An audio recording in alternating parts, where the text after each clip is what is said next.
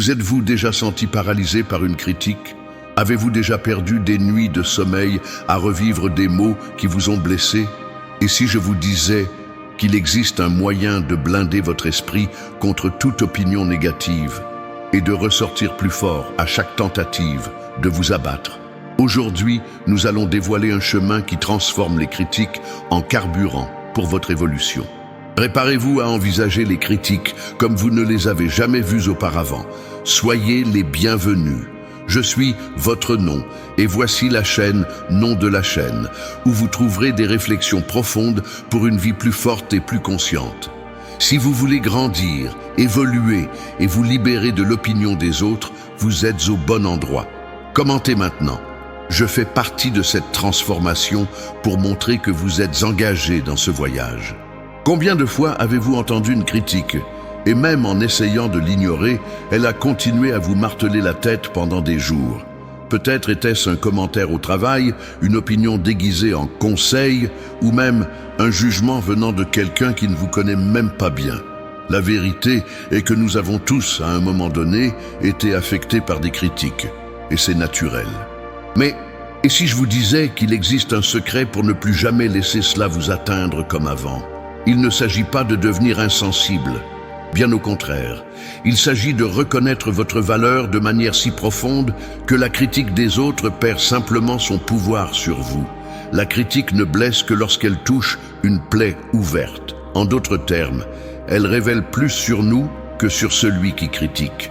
Si quelqu'un dit « vous n'y arriverez jamais » et que cela vous ébranle, c'est parce que, au fond, vous avez des doutes sur votre propre capacité. Mais lorsque vous avez une clarté sur qui vous êtes, ce dont vous êtes capable et ce qui compte vraiment, même la critique la plus dure devient inoffensive. Un exemple simple, imaginez que vous marchez dans la rue et qu'un étranger crie « Hé, vous êtes un éléphant violet !» Vous ririez, n'est-ce pas? Parce que vous savez que cela n'a rien à voir avec vous. Maintenant, pourquoi ne pouvons-nous pas rire avec la même légèreté lorsque quelqu'un dit « Vous n'êtes pas assez bon ?» Simple, parce que cela touche un point sensible, un point qui a encore besoin d'être renforcé en nous. C'est pourquoi, avant d'essayer de se défendre contre les critiques, la première étape est de regarder à l'intérieur et de se demander « Pourquoi cela m'a-t-il affecté ?» Qu'est-ce qui, en moi, a permis à ces mots de prendre de l'ampleur? Beaucoup de gens vivent prisonniers des opinions extérieures parce qu'ils n'ont jamais appris à renforcer leur propre identité. Et c'est dangereux. Parce que celui qui vit en fonction de l'approbation des autres meurt avec le poids de la réprobation. Dans cette vidéo, nous allons explorer ensemble comment transformer ce schéma.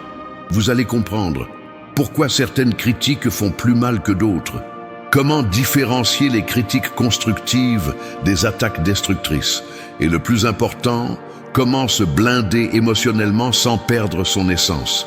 Ce n'est pas seulement une vidéo sur ne pas se soucier de ce que pensent les autres. Il s'agit de construire une forteresse intérieure si solide que même les vents les plus forts ne peuvent l'ébranler. Mais avant de continuer, réfléchissez avec moi. Combien d'opportunités avez-vous déjà perdues par peur du jugement des autres? Combien de rêves avez-vous mis de côté parce que quelqu'un a dit que ce n'était pas pour vous? Il est temps de renverser la situation. Et la première étape commence ici. Reconnaître qu'aucune critique n'a plus de pouvoir que votre vérité. Maintenant que vous avez compris pourquoi les critiques nous affectent, il est temps d'aller plus loin. Développer des outils pratiques pour ne plus jamais être dominé par elles. Nous allons diviser cela en 3 parties. Identification, filtrage et réponse interne. 1. Identification. D'où vient cette critique? Toutes les critiques ne sont pas égales. Certaines viennent de personnes proches, d'autres d'inconnus. Certaines ont de bonnes intentions, d'autres naissent de l'envie, de la frustration ou du besoin de contrôle. La première question que vous devez vous poser est « Qui dit cela et pourquoi ?»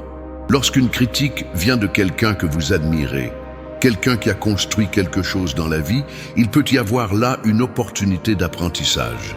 Mais quand elle vient de quelqu'un qui n'a jamais été sur le champ de bataille, qui n'a jamais osé créer, risquer ou grandir, cette critique a-t-elle le même poids?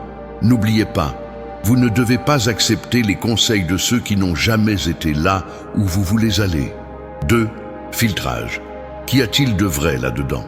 Il existe une sagesse ancienne qui dit « Toute critique porte une graine de vérité ». Mais toutes les graines ne méritent pas d'être plantées. Alors, avant de réagir, arrêtez-vous et demandez-vous « Y a-t-il quelque chose ici que je peux utiliser pour grandir ?» Si oui, absorbez avec humilité. Grandir fait mal, mais la stagnation fait plus mal. Sinon, rejetez. Vous n'êtes pas obligé de porter les déchets émotionnels des autres. Ici entre en jeu l'une des plus grandes leçons du stoïcisme.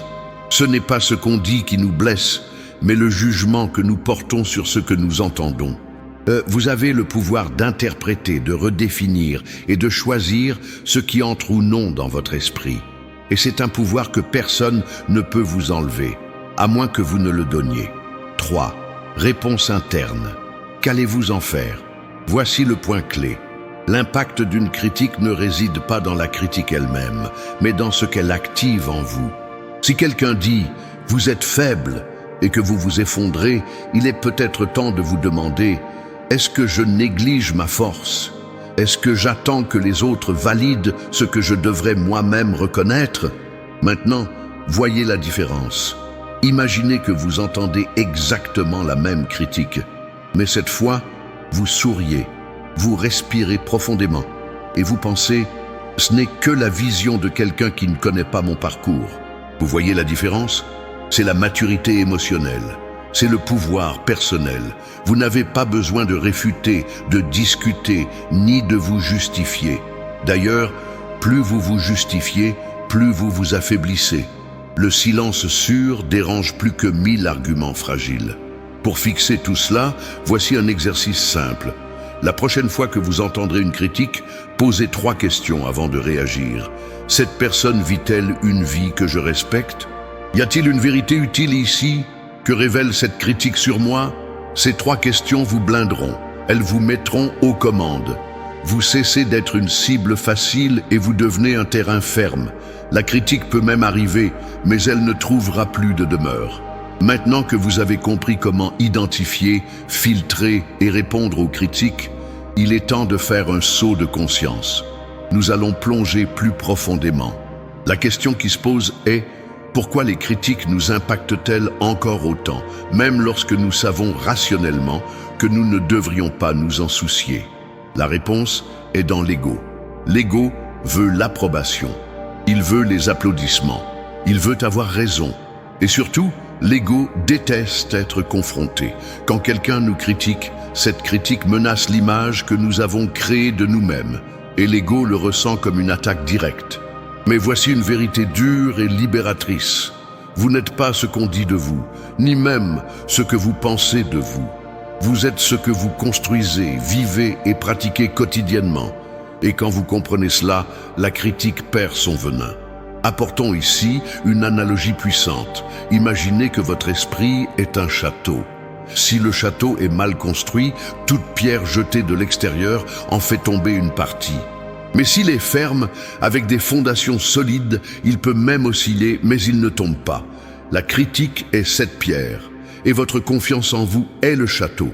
Alors la vraie question n'est pas comment éviter les critiques, mais plutôt comment renforcer le château. Voici 3 pratiques pour cela. 1. Auto-affirmation quotidienne. Tous les jours, vous devez affirmer qui vous êtes. Pas comme quelqu'un qui essaie de se convaincre, mais comme quelqu'un qui sait déjà et se souvient simplement. Dites-vous, je n'ai pas besoin de l'approbation des autres pour être complet. Je connais ma valeur, même quand les autres ne la voient pas. Les critiques ne définissent pas mon identité, elles ne font que tester ma maturité. Ces phrases, lorsqu'elles sont répétées avec intention, reprogramment votre esprit. 2. Référence interne. Arrêtez de chercher la validation à l'extérieur. Créez vos propres critères de succès. Par exemple, si vous essayez d'évoluer physiquement, émotionnellement ou professionnellement, n'attendez pas que les autres le remarquent. Soyez votre propre thermomètre. Demandez-vous, aujourd'hui, ai-je été meilleur qu'hier? Si la réponse est oui, c'est ce qui compte. La critique la plus cruelle vient souvent de notre propre comparaison avec l'extérieur. Et c'est injuste, parce que chacun a un parcours, un bagage, un temps. 3. Neutralité émotionnelle. C'est difficile mais puissant. Apprendre à écouter sans absorber. Quand quelqu'un vous critique, essayez de répondre mentalement par un seul mot. Intéressant. Pas pour être d'accord, pas pour réfuter, juste pour observer. Cela enlève la chaleur de l'émotion. Cela enlève le feu de la réaction. Et peu à peu, vous vous rendrez compte que la plupart des critiques n'exigent pas de réponse. Elles exigent une conscience. Nous arrivons à la ligne droite. Et il est maintenant temps de relier tous les points que nous avons construits jusqu'ici. Vous avez compris que les critiques ne sont pas le problème. Le problème est l'importance que nous leur accordons. Vous avez appris qu'il existe 3 clés pour y faire face. Identifier l'origine, filtrer le contenu et répondre avec maturité. Et vous êtes allé plus loin, vous avez plongé dans l'idée que la véritable liberté émotionnelle ne vient pas du silence extérieur, mais de la forteresse intérieure que vous construisez. Alors récapitulons, point par point. Premièrement, vous avez vu que les critiques font mal parce qu'elles touchent des points d'insécurité. Elles révèlent nos doutes internes. Ensuite, vous avez compris que le poids de la critique dépend de qui l'a dit et de la mesure dans laquelle vous permettez qu'elle vous définisse. Puis, vous avez vu qu'il est possible d'utiliser chaque critique comme un miroir, pas pour se blesser, mais pour mieux se connaître. Et enfin, vous avez appris des pratiques concrètes pour renforcer votre identité et vous blinder émotionnellement. Auto-affirmation, référence interne et neutralité émotionnelle. Maintenant, je veux vous inviter à réfléchir à une dernière chose. Et si chaque critique que vous avez reçue jusqu'à aujourd'hui était venue non pas pour vous arrêter, mais pour vous forger, pour vous montrer où vous deviez grandir, pour vous entraîner à être inébranlable, parce que c'est exactement ce qui arrive aux esprits forts. Ce ne sont pas ceux qui ne sont jamais critiqués, ce sont ceux qui apprennent à grandir même lorsqu'ils sont jugés. Pensez aux grands leaders, artistes, inventeurs, penseurs. Ils ont tous été durement critiqués. Beaucoup ont été discrédités, ridiculisés, ignorés. Mais aucun d'eux ne s'est arrêté. Parce qu'ils savaient qui ils étaient. Ils savaient pourquoi ils faisaient ce qu'ils faisaient. Et vous aussi, vous pouvez arriver à ce point. D'ailleurs, vous êtes déjà en chemin. Le fait d'être ici, à écouter ce contenu jusqu'à présent, montre qu'il existe en vous une volonté authentique de vous renforcer. Et cela, mon ami, c'est déjà la moitié de la victoire. Le reste est pratique, c'est répétition. C'est jour après jour décider que votre voix interne vaut plus que n'importe quel bruit extérieur. Pour clore ce bloc, je vous laisse une dernière question. Si aujourd'hui vous cessiez de vous soucier des critiques, qu'auriez-vous le courage de faire? Quelle décision prendriez-vous? Quel pas feriez-vous? Il est peut-être temps de le faire, sans peur, sans hésitation, avec le cœur ferme et l'esprit blindé. Vous n'êtes pas ici par hasard. Vous êtes ici parce que vous êtes le genre de personne qui veut grandir, évoluer et se libérer. Et je vous garantis, celui qui commence ce voyage ne redevient jamais le même. Et vous êtes arrivé jusqu'ici, félicitations. Cela en dit long sur qui vous êtes. Cela montre que vous ne fuyez pas l'inconfort, que vous êtes disposé à évoluer et que vous avez le courage de faire face à vos propres ombres. Et cela, c'est un truc de personne forte. Si vous avez aimé ce contenu, s'il vous a touché d'une manière ou d'une autre, laissez votre j'aime et abonnez-vous dès maintenant à la chaîne. Ici, vous faites partie d'une communauté qui pense différemment, qui recherche la force, la clarté et la liberté émotionnelle. Et bien sûr, je veux vous voir dans les commentaires avec cette phrase puissante. Je suis arrivé jusqu'au bout, je suis persévérant, je vais vaincre. Écrivez cela, vraiment. Parce que lorsque vous déclarez, vous renforcez, vous activez un nouveau schéma mental, un schéma de victoire.